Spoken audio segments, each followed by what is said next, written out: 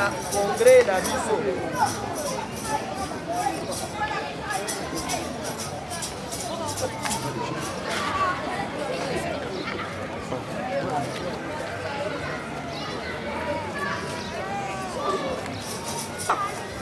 Siko topesa émission mibale wana.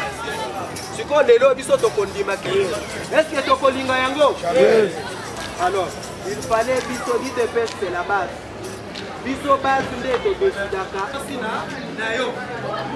Akomi na nzela, asociation wana sali nini? Asondoli. Akei na fi. Asali fiti, mbongo asali nini? Azongi lisusu na ningomba. Je dis et je vous remercie. Nous avons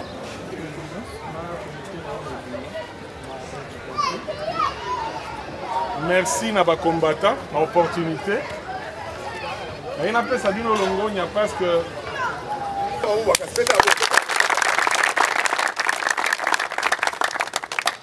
ça dit mon bel et ça est l'eau mususu. Voilà. Qui comme tu l'auras qui m'a qui kaka.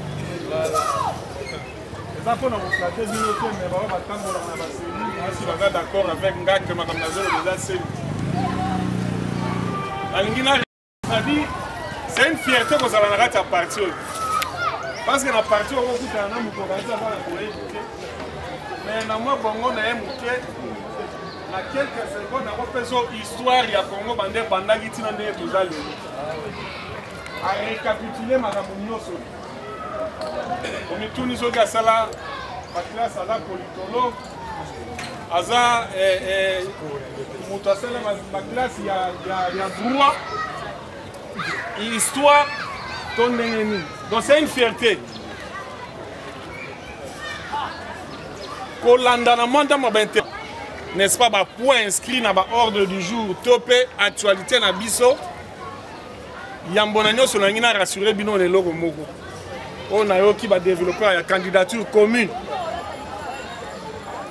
Contrairement à la partie Moussousou, Oyo, président na bango a pesa liloba lobi te ndenge tozara toke ne biso no surtout tous adhérer tous à la sima ya candidature songolo pe batu nyoso balandi. IDP s'atambola à l'oua en tabaté.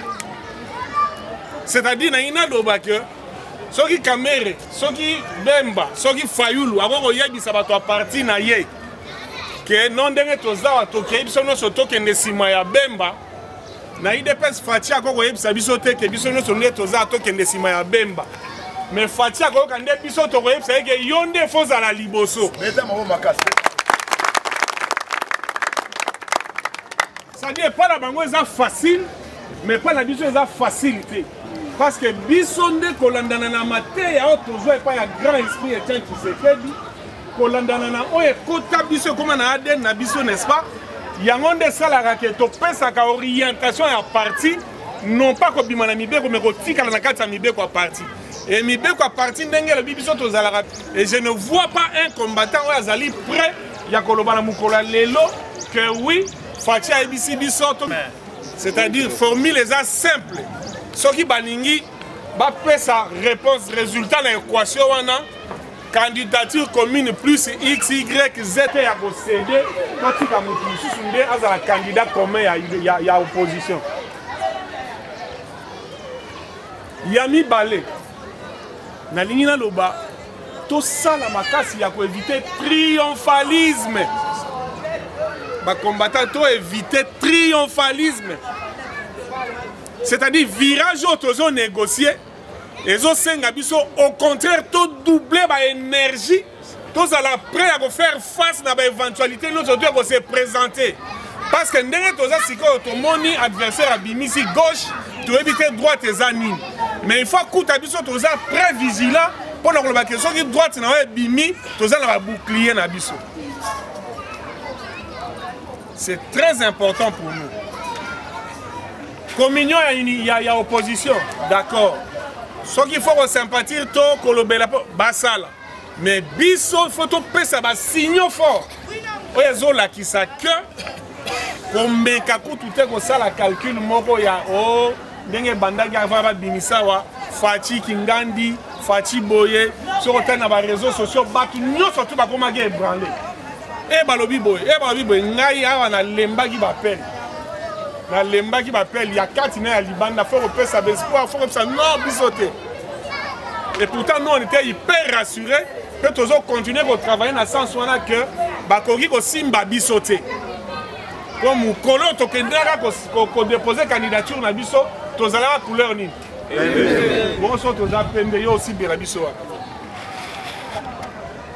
très important très capital mais il faut veiller que pembe na biso ezo acheter donc zela nini didusu nini mutako ko kota poya ko tacher biso nde attitude il faut tozala nango soki bako bundana soki bako longolana soki bako sala na nini etali bango pour nous nous considérons que baza bana ya libota moko bapesana ko kombo ba multiple combo eza lokola serpent plusieurs têtes donc soki babandi bango ko bikata ba mitu bakata mais biso tozo rester vigilant cible na biso ezali cible na biso ezali ko 23 décembre Kabila salinini Chadar ya salinini bao nyonso tu bako kotikala na lokola so bana ba salinini et biso tozwi ngende poto tambusa mboka mais président na biso akotambusa mboka ye moko te po apesa ba résultat oyo ayebisi biso na programme na ye que programme na ye ezali vaincre la pauvreté bamsusu bazokanisa eza différent na programme ya président Etienne eza différent te eza programme kaka moko toza kaka na kati ya même lancé tolobi yango na français ya lolenge mosusu président lobaki le peuple d'abord biso tobi vaincre la pauvreté pauvreté eza nani donc batika biso distraction mpo nazalaki wana naoki baotuna président mituna ke tomoni neti yo s'écarte te tosécarte te toza kaka na kati ya le peuple d'abord tolingi tolongola pauvreté eza kati na peuple mais po topesa président na biso ndingisa pa sala mosala na ye malamu mpe kitoko tosala maloba oyo vice-président awuti aloba misu na biso efozala likolo ya bakandidat baza UDPS biloko ezalaki kala yake o Basile songolaki alati moniere makambo wana eza lisusu te biso moko ndenge toza il est temps tosala effort ya koyeba banani oyo baza ya UDPS oyo bakokitana na président Félix po bapesa ye makasi ya koréaliser programme wana ya koexécuter programme wana parce que seul ako kosala yango te il faut azala na badéputé nationaux wazwa majorité na parlement il faut azala na badéputé provinciaux surtout les Kinshasa ou gouverneur et alors Bonga a déjà candidat gouverneur voilà Kimbuta et déjà que toza ko ya pona ko longola ko tindika ye ba tu a anero bazali abo memela esango pe na pesi bino mbote po ko sala musala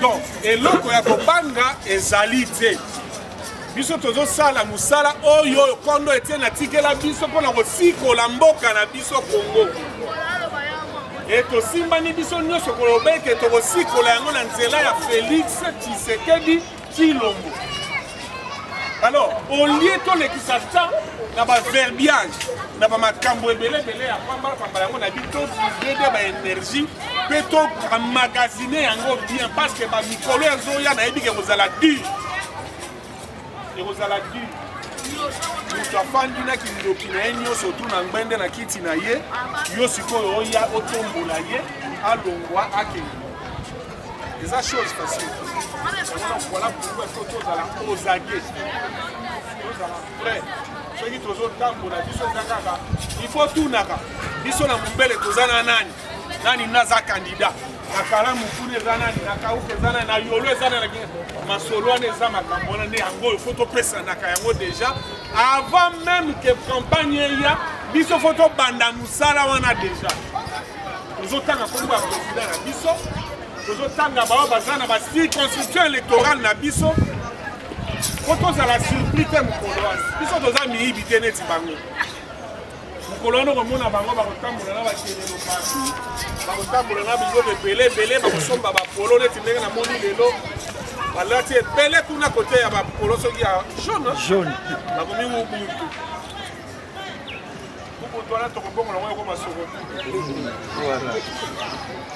bazokende bakiloko na bango wana donc tosanga ndenge tomesana tozongela bapremier amour na biso téléphone rouge toza kose communiqué toza kose passe bamessage eza ndenge mokolo wana ozala surpris tozotuna mnea biso ku toza na nani non oyebi balise ezocircule déjà otali balise otali bakombo na kati na bango omoni obi wi nga namoni na kopesa wana ngai na oyo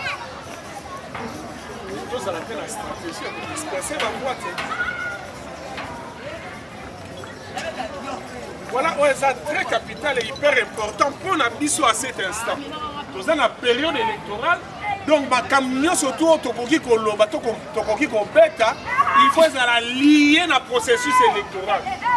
Et ça la lier na candidat na biso na présidence de la République, et ça la lier na ba candidat na biso na ba députation nationale et na députation provinciale.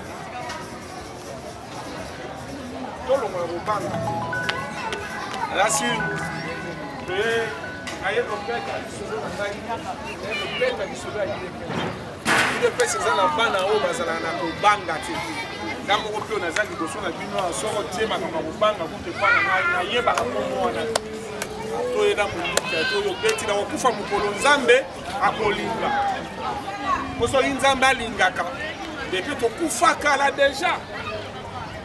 ça c'est ça, maintenant je continue.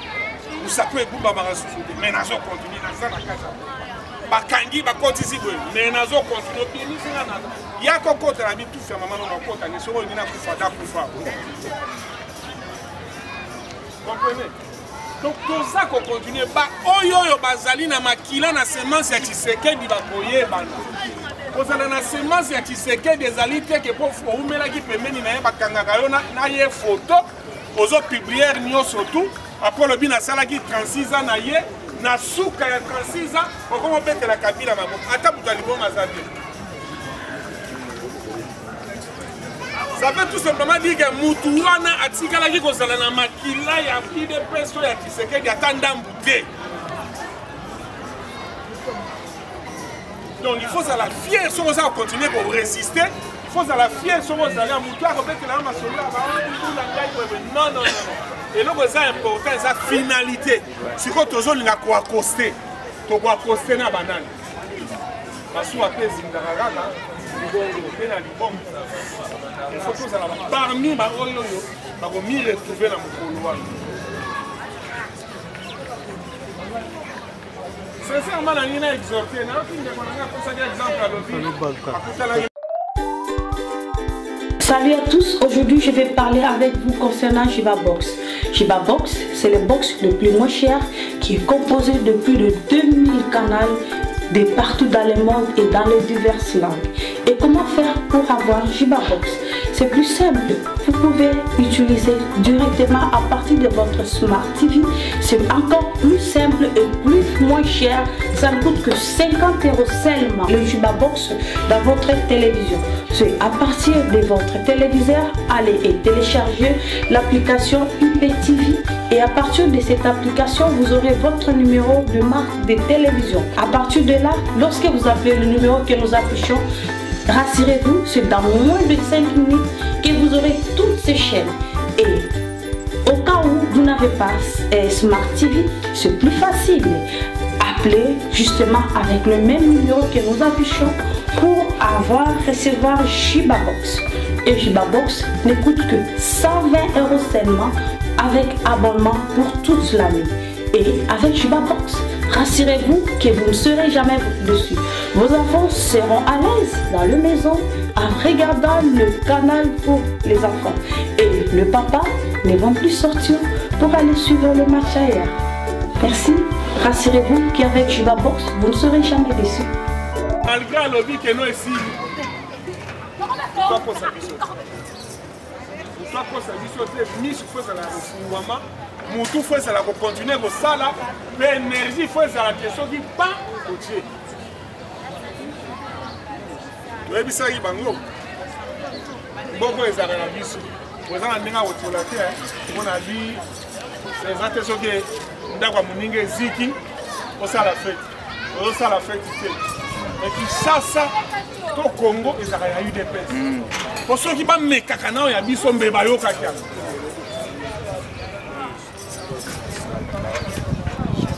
vrai ou faux? Vrai.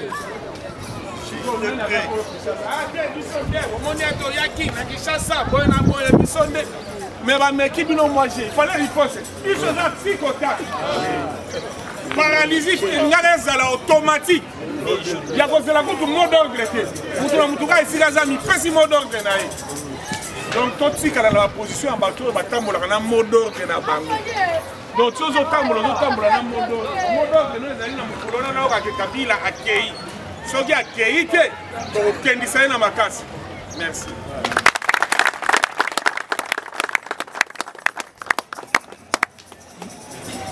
Ça va. Oyo aza na motuna.